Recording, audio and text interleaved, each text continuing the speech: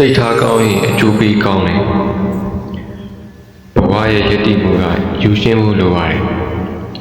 ကိုထက်သားတဲ့သူကိုလည်းမနာလိုစိတ်မထားပါနဲ့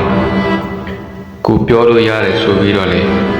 ဖိနေဆက်ဆက်တာမျိုးမလုပ်မိစေနဲ့ကိုကတော့တာသေးသူများတော့နာပါသေးဆိုတဲ့စိတ်ဓာတ်မျိုးလည်းမထားပါနဲ့